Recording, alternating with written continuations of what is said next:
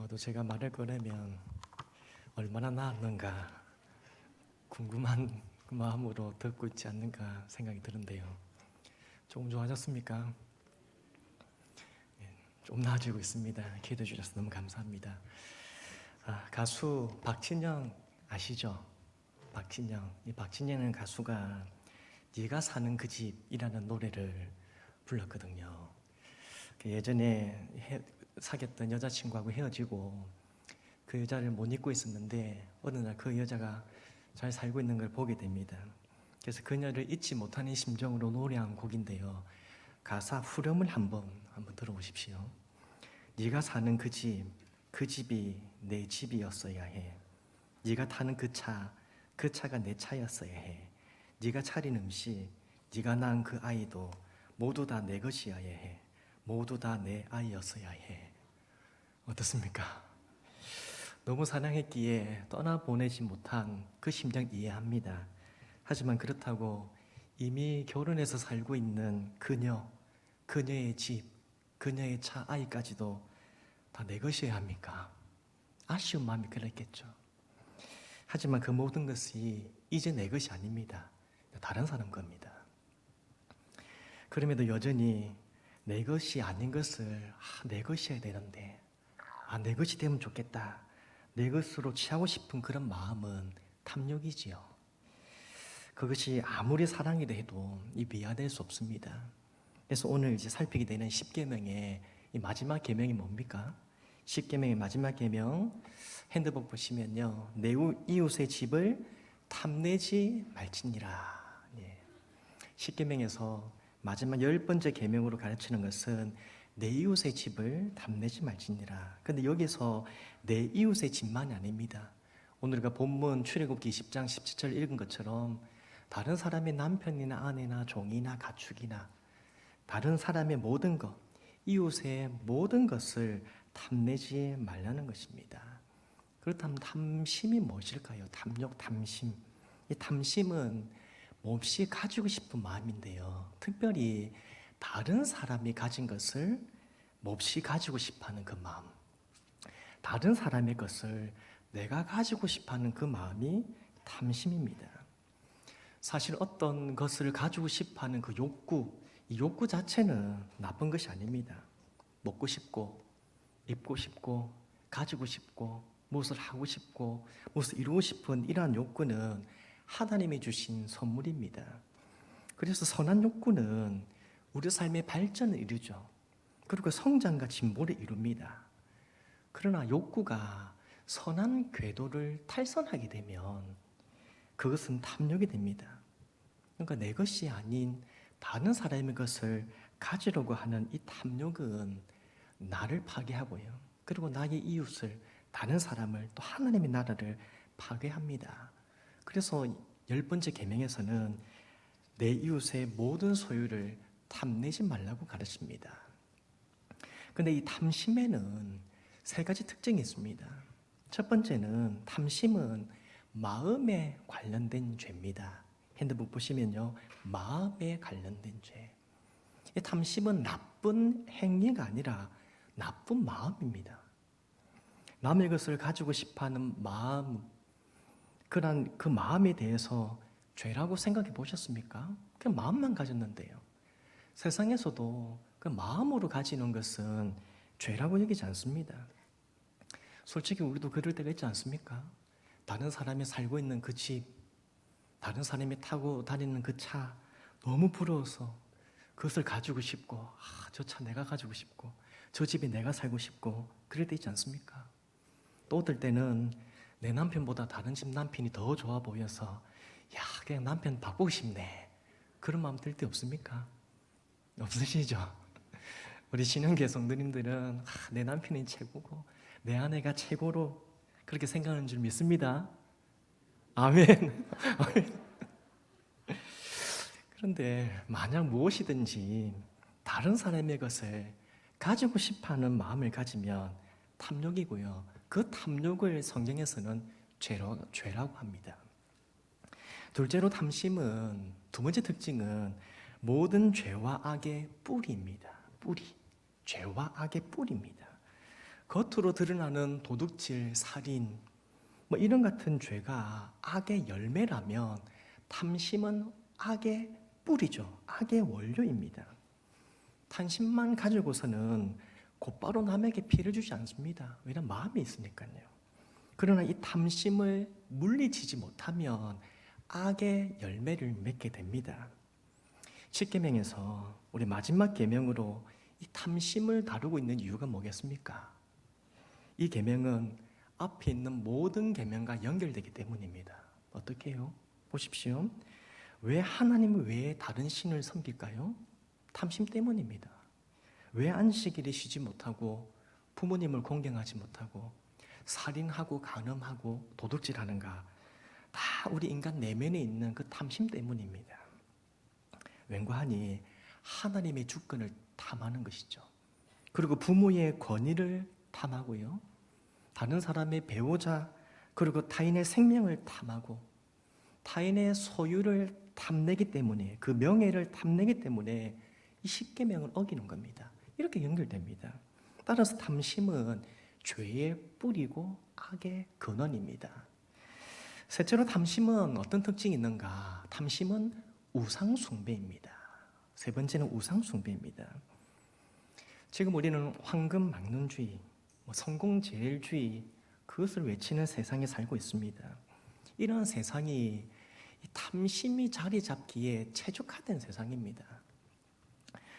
뭡니까? 많이 가진 자는 원하는 것을 할 수 있습니다. 많이 성공한 사람은 더 많이 누릴 수 있습니다. 그래서 사람들은 더 많이 가지고 더 많이 성공하려고 하죠. 하지만 누구라도 원하는 만큼 가지지 못합니다.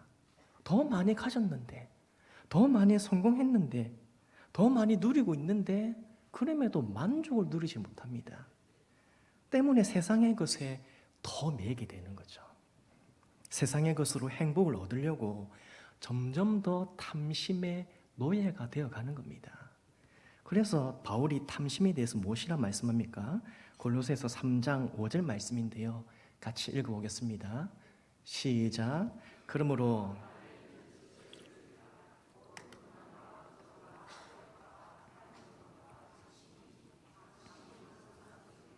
아멘. 바울은 탐심을 두고 우상 숭배라고 합니다. 그렇습니다. 이 우상 숭배는 겉으로 드러나는 형상화된 것, 그것만이 아니고요. 우리 안에 있는 탐심 그 자체가 우상 숭배입니다. 하나님보다 더 사랑하고 하나님보다 더 의지하려고 하고 하나님보다 더 추구하려고 하는 이 탐심 자체가 바로 우상 숭배인 것입니다. 자, 그렇다면 오늘 이 십계명에서 하나님께서 우리에게 원하시는 것이 무엇입니까? 탐심이 이런 것이라면 하나님께서 요구하시는 것이 뭘까요? 자, 그러면 113문입니다. 오늘 113문의 이 질문과 답을 같이 한번 읽어보겠습니다. 시작. 십계명에 하나님께서 원하시는 것은 무엇입니까? 하나님의 계명 어느 하나이라도 어긋나는 지극히 작은 욕망이나 생각을 조금도 마음에 품지 않는 것이고 언제든지 우리 마음을 다하여 모든 죄를 미워하고 모든 의를 좋아하는 것입니다. 이 113문에서는 탐심에 대해서 어떤 자세를 가져야 하는지를 가르쳐주고 있습니다. 첫 번째는 지극히 작은 욕망이나 생각을 조금도 마음에 품지 말아야 합니다. 조금도 마음에 품지 말아야 합니다. 앞서 우리 탐심의 특징을 살핀 것처럼 이 탐심은 행동 이전에 마음을 다루고 있습니다. 어떻습니까? 행동과 마음 무엇이 중요합니까? 행동, 마음 뭐가 중요합니까? 둘 다 중요하죠. 네, 둘 다 중요한데 마음이 중요합니다. 왜냐하면 마음으로부터 죄가 시작되기 때문이죠. 아까 이야기했듯이 죄의 열매를 맺기 위해서는 이 죄의 이 뿌리인 이 탐심부터 시작하니까요. 마음이 중요합니다. 예수님께서 서기관과 바리새인들에게 무엇이라 말씀합니까? 마태복음 12장 33절 35절인데요. 같이 한번 읽어보겠습니다. 시작. 독사의 자식들아 너희는 악하니 어떻게 선한 말을 할 수 있느냐? 이는 마음에 가득한 것을 입으로 말함이라. 선한 사람은 그 쌓은 손에서 선한 것을 내고 악한 사람은 그 쌓은 악에서 악한 것을 내느니라. 아멘. 보십시오. 예수님께서 우리 마음에 있는 것이 우리의 말과 행동으로 나온다고 말씀합니다. 때문에 하나님의 계명 중 어느 하나라도 어긋나는 것이 있다면, 내 삶에 어느 하나라도 어긋나는 것이 있다면 그것을 조금 더 마음에 품지 말아야 합니다. 마음에서부터 비워내야 되는 거죠. 그런데 사람들이 마음으로 쉽게 죄를 짓는 이유가 무엇이겠습니까? 왜 마음으로는 쉽게 그냥 편안하게 죄를 지을까요? 그것은 마음으로 짓는 죄는 드러나지 않을 거라고 생각하기 때문입니다. 마음속으로 간음하고, 마음속으로 시기하고, 마음속으로 욕심을 가지는데 보입니까? 안 보이죠? 물론 우리 여성분들의 눈치와 직감은 정말 대단하죠. 그 촉을 좀 피하기 어려운데요. 그래서 남자들이 조금 좀 가끔 겁을 먹을 때도 있습니다. 그럼에도 마음을 숨기며 볼 수 없습니다.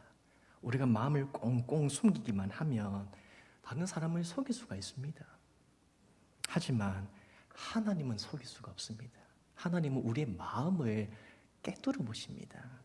잠언 24장 12절 말씀인데요. 같이 한번 읽어봅니다. 시작. 내가 말하기를 나는 그것을 알지 못하였노라 할지라도 마음을 저울질하시는 이가 어찌 통달하지 못하겠습니까? 내 영혼을 지키시는 자가 어찌 알지 못하겠느냐. 그가 각 사람의 행위대로 보응하시리라. 아멘. 보십시오. 하나님은 우리 마음을 저울질하시고 통찰하시고 아신다고 합니다. 중요한 것은 하나님이 우리를 마음을 아신다는데 그 마음까지도 심판하신다는 사실입니다. 나쁜 행위만이 아니라 나쁜 마음도 하나님은 심판하십니다. 그러면 우리는 마음이 새롭게 되어야 합니다. 로마서 12장 2절에 바울이 이렇게 권면합니다. 너희는 이 세대를 본받지 말고 오직 마음을 새롭게 함으로 변화를 받아. 오직 마음을 새롭게 함으로 변화를 받으라. 그렇습니다. 우리는 무엇보다 우선적으로 우리 마음이 새롭게 변화될 수 있도록 기도해야 합니다. 113문에서 가르치는 것처럼 마음에 악한 생각이나 또 탐심이 조금이라도 생기면 우리 마음에 탐심, 악한 생각이 조금이라도 올라오려고 하면 빨리 회개하고요. 성령께서 우리 마음을 새롭게 해주시기를 힘써 하나님께 구해야 합니다. 사랑하는 성도 여러분, 우리의 마음이 어떻습니까? 여러분의 마음이 어떻습니까? 선한 마음이 가득 찹니까? 악한 마음이 올라오고 있습니까? 바라기는 그리스도의 보혈과 성령의 능력으로 우리 마음이 늘 새롭게 변화되어서 늘 새로워져서 하나님이 기뻐하신 열매를 맺는 그런 우리의 삶이 되기를 간절히 소망합니다. 두 번째로 하나님께서 또 뭘 우리에게 요구하시는가? 둘째는 마음을 다하여 모든 죄를 미워하고 그리고 모든 의를 좋아해야 합니다. 모든 죄는 미워하고요. 모든 의는 좋아해야 합니다. 인간의 본성은 자기 중심적이죠. 자기의 것을 채우기 위해서 불법을 마다하지 않습니다. 자신의 성공과 유익을 위해서 다른 사람의 것을 빼앗는 것, 서슴지 않습니다. 그러면서도 그것을 자랑하죠. 불법을 행하고 다른 사람의 것을 빼앗았는데도 내가 성공하면 오케이입니다. 나만 잘 되면 되는 겁니다. 나 성공했다, 나 잘했다, 나 잘 산다, 그렇게 여깁니다. 하지만 그것은 죄로 물든 세상의 원리입니다. 하나님의 백성들은 세상의 원리가 아니라 하나님 나라의 원리대로 살아야 합니다. 113문의 이 답처럼 모든 죄를 미워하고요. 모든 의를 좋아해야 합니다. 그래서 특별히 성도는 비움과 체험의 원리대로 살아야 합니다. 무엇을 비우고 무엇을 채워야 할까요? 핸드복에 비움과 체험의 원리가 있는데요. 자신에 대하여는 비워야 하고요. 이웃에 대해서는 채워야 합니다. 자신에 대해서는 비우고 이웃에 대해서는 채우는 거예요. 다시 말해서 그것은 나에 대해서는 늘 자족하고 절제하는 삶을 살고 다른 사람에 대해서는 나누어주고 채워주는 삶을 사는 것입니다. 절대로 이것이 거꾸로 돼서는 안 됩니다. 나는 비우고 남은 채우는 겁니다. 이게 거꾸로 되면 안 됩니다. 이스라엘 왕 아합이라는 사람이 있는데 이 아합 왕은 부족한 것이 없었습니다. 그런데 왕궁 옆에 나봇이라는 사람이 가진 포도원이 있었는데요. 그것이 마음에 드는 겁니다. 자신은 더 많은 것을 가졌음에도 나봇이 가진 그 포도원을 갖고 싶은 탐심이 생겼습니다. 그래서 이 아합은 나봇에게 내가 훨씬 더 좋은 포도원 줄게. 내가 더 많은 값을 지불할게. 그거 나한테 줘. 그렇게 제안합니다. 그런데 이 나봇은 조상의 유산을 팔지 말라는 하나님의 율법에 순종하기를 결심합니다. 더 많은 돈을 받을 수도 있고 더 좋은 땅을 받을 수도 있지만 하나님의 말씀에 순종하는 것이 더 옳은 것인 줄을 믿고 그것을 팔지 않겠다고, 주지 않겠다고, 하나님의 말씀에 순종하겠다고 결정합니다. 그래서 결국 어떻게 됩니까? 이 아합이 나봇을 죽이고 그 포도원을 빼앗았습니다. 보십시오. 이 아합은 하나님 나라의 원리대로 살지 않았습니다.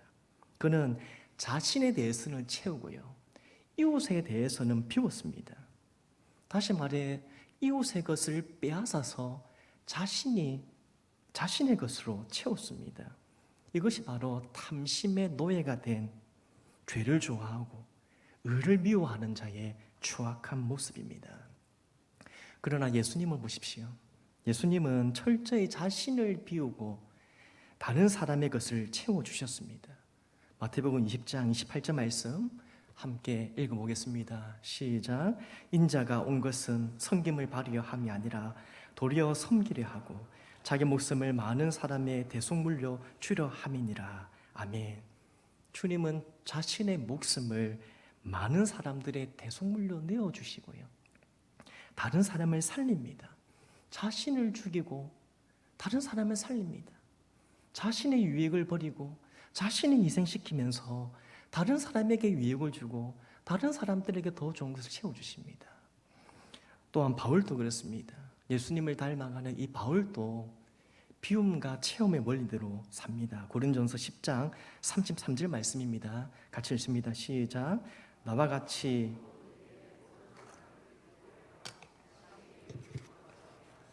많은 사람의 유익을 구하여 그들로 구원을 받게 하라. 아멘. 바울도 자신의 유익이 아니라 다른 사람의 유익을 구하죠. 사랑하는 성도 여러분, 어떻습니까? 우리는 무엇을 비우고 무엇을 채웁니까? 내 것을 채우려고 남의 것을 비우려 합니까? 아니면 내 것을 비워서 남의 것을 채워주려고 합니까? 참 쉽지 않죠. 남의 것을 채워주다가 내 것이 다 비워져서 다 잃어버릴 것 같지 않습니까? 하지만 그렇지 않습니다. 비움과 체험의 원리대로 살아가는 사람에게 주시는 하나님의 약속을 한번 보십시오. 잠언 11장 24절 25절 말씀인데요, 같이 한번 읽어봅니다. 시작. 흩어 구자여도 더욱 부하게 되는 일이 있나니 과도의 학교도 가난하게 될 뿐이니라. 구제를 좋아하는 자는 풍족하여질 것이요 남을 윤택하게 하는 자는 자기도 윤택하여지리라. 아멘.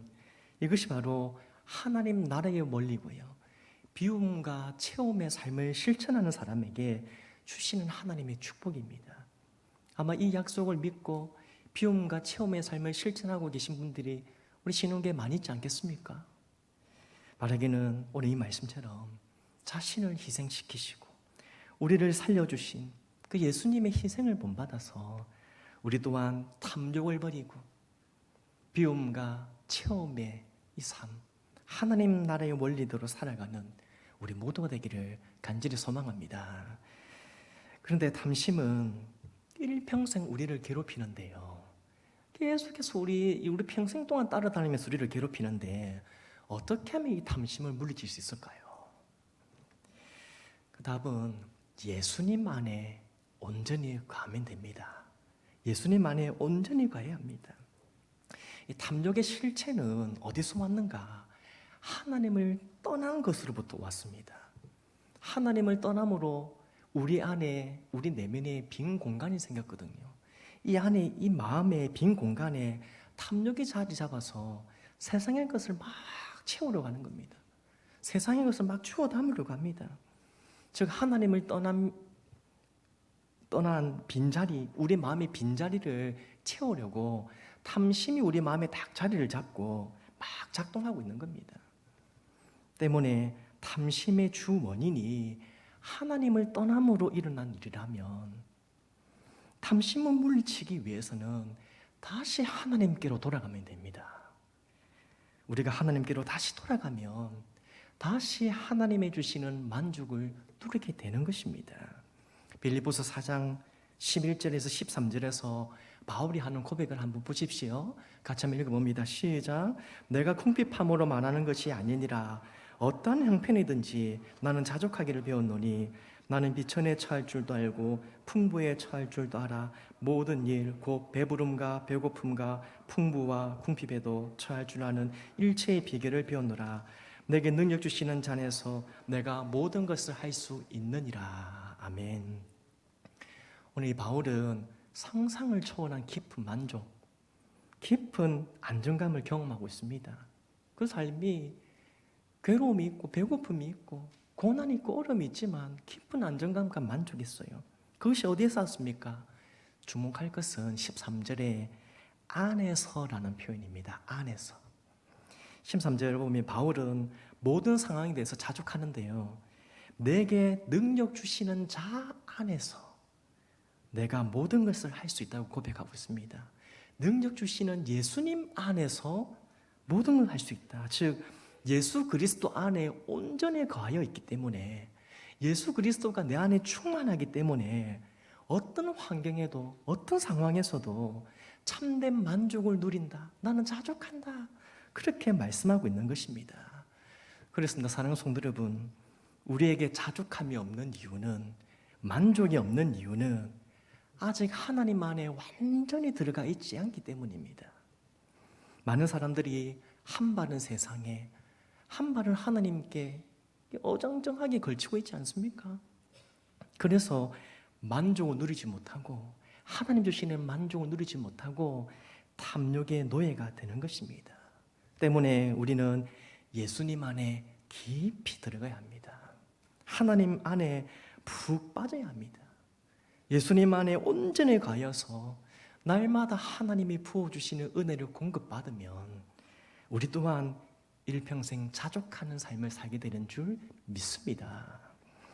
세상이 각박하죠. 우리에게 필요한 것이 많습니다. 그러면 우리가 주님 안에 온전히 가함으로, 주님 주시는 은혜를 공급받음으로 여호와는 나의 목자시니 내게 부족함이 없습니다. 하나님 어제도 오늘도 내일도 여호와는 나의 목자시니 내게 부족함이 없습니다. 그렇게 고백하며 주님 주시는 참된 만족을 누리며 살아가는 우리 모두 되기를 간절히 소망합니다. 자, 지금까지 하나님은 십계명을 통해서 자신의 뜻을 온전히 다 선포하셨습니다. 그런데 십계명을 이제 마무리하면서 114문에 의미심장한 질문을 던집니다. 지금까지 십계명 배워왔는데 이 계명도 다 지킬 수 있냐? 우리가 10가지 계명 다 배웠잖아요. 다 지킬 수 있냐? 그런 질문을 던집니다. 114문입니다. 이제 114문 질문과 답을 같이 한번 읽어보겠습니다. 시작. 그런데 하나님께 돌아온 사람이 이 계명들을 완전히 지킬 수 있습니까? 아닙니다.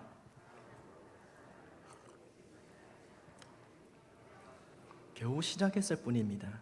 그러나 그들은 굳은 결심으로 하나님의 일부 계명만이 아니라 모든 계명에 따라 살기 시작합니다. 자, 하나님께로 돌아온 사람, 즉 회심한 사람이 하나님의 계명을 다 지킬 수 있다고 합니까? 아니라죠. 가장 거룩한 사람이라도 겨우 시작했을 뿐이랍니다. 우리는 어느 정도 되는 줄 알지만 겨우 시작한 단계입니다. 그렇다면 하나님은 왜 십계명을 선포하시고, 우리 다 지킬 수 없는 것 같은데 왜 이걸 선포하시고 지금처럼 이렇게 설교하게 하십니까? 왜 십계명을 알려주시고 이걸 가르치시고 하라고 설교하게 하십니까? 그 이유는 115문에 있습니다. 자, 이제 115문 마지막 문인데요. 115문 질문과 답 함께 읽습니다. 시작. 이 세상에서는 아무도 십계명을 완전히 지킬 수 없는데 하나님께서는 왜 그렇게 엄격히 십계명을 설교하게 하십니까? 첫째, 우리의 죄악된 본성을 더욱더 알게 되고 그래야 그리스도 안에서 사죄와 의로움을 더욱더 간절히 추구하도록 하기 위함입니다. 둘째, 하나님의 형상으로 더욱더 변화되기를 끊임없이 노력하고 하나님께 성령의 은혜를 구하기 위함입니다. 그렇습니다. 십계명을 통해서 우리는 두 가지를 깨달을 수 있습니다. 하나는 십계명을 통해서요, 우리의 죄악된 본성을 다시 한번 깨닫고 예수 그리스도의 구속의 은혜를 다시 갈망하게 되는 겁니다. 그 은혜를 구하게 되는 겁니다. 또 한 가지는 천국에 들어갈 때까지 하나님의 형상대로 살기 위해서는 반드시 성령의 은혜가, 성령의 도우심이 필요하구나, 이것을 깨닫게 됩니다. 그렇습니다. 십자가의 이 십계명을 통해서 오늘도 우리는 이거 다 지킬 수 없는데, 오늘도 범죄하는 우리들인데, 그러면서 우리가 이런 생각하잖아요. 우리는 예수님의 이 구속의 은혜가 얼마나 큰지, 하나님 나를 용서해 주시고 또 나를 받아주신 은혜 감사합니다.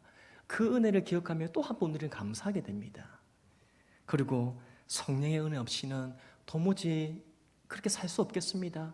하나님 나를 도와주십시오. 그렇게 성령의 은혜를 구하며 하나님을 의지하게 됩니다. 그래서 우리에게 필요한 것이 뭡니까? 기도죠, 기도. 그래서 이제 다음 시간부터 뭘 배우게 됩니까? 기도를 배웁니다. 십계명을 마무리하고요. 우리가 이대로 살 수 없으니까.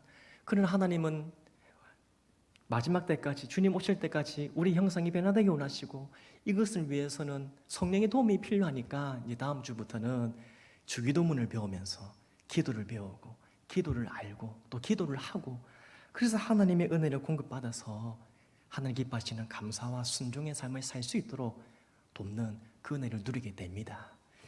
자, 이제 10번째 계명을 정리하면서 말씀 맺겠습니다. 우애가 좋은 형제가 섬에서 황금 덩어리 하나를 주었습니다. 황금 덩어리를 같이 주우는 게 얼마나 좋아요.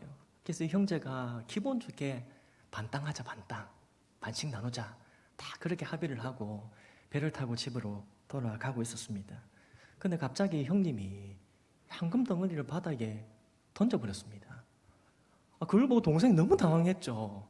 돌아가서 반반 해야 되는데 그거 왜 버렸냐고 화를 냅니다. 그래서 형이 자신의 솔직한 마음을 이야기합니다. 동생아, 황금 덩어리를 갖고 있으니까 너를 바다에 빠뜨리고 이 황금 덩어리 나 혼자 다 갖고 싶은 그 이상한 마음이 들더라. 이 추악한 마음이 생기더라. 그래서 황금을 빠뜨리고 너를 살릴까? 아니면 너를 빠뜨리고 황금을 내가 가질까? 이 고민하다가 황금 버렸다. 그래서 동생이 이어서 하는 말이, 형님, 나도 실은 황금을 보고 형님을 빠뜨리고 혼자 다 가질까? 이런 생각을 했다고 이심직고를 합니다. 그렇습니다. 탐심이 찾아들면 피를 나눈 형제도 할 수 없습니다. 피를 나눈 형제와도 싸우고 다투고 죽음에까지 갈 수도 있습니다. 탐심을 물리치지 않으면 우리는 선한 열매가 아니라 나쁜 열매를 맺을 수밖에 없습니다. 그래서 탐심은 초기에 잡는 것이 중요합니다. 초장에 박살내야 됩니다. 어떻습니까, 성도 여러분? 우리 안에 탐심이 있습니까? 잘 보이지 않아서 잘 모르겠죠. 그러나 있습니다. 바라기는 우리 안에 탐심이 조금이라도 남아있지 않도록 성령께서 우리의 마음을 새롭게 해주시기를, 날마다 새롭게 해주시기를 기도할 수 있기를 간절히 바랍니다. 그리고 하나님의 은혜를 공급받은 자로서요, 하나님의 나라의 원리를 기억하며 나를 비우고 남을 채우는 이 삶을 살아가기를 바랍니다. 그래서 하나님이 주시는 만족, 하나님 주시는 하늘의 은혜를 풍성히 누리고 구원받은 자가 들어야 할 감사와 순종의 열매를 온전히 주님께 올려드리는 우리 모두가 되기를 주님의 이름으로 축복합니다.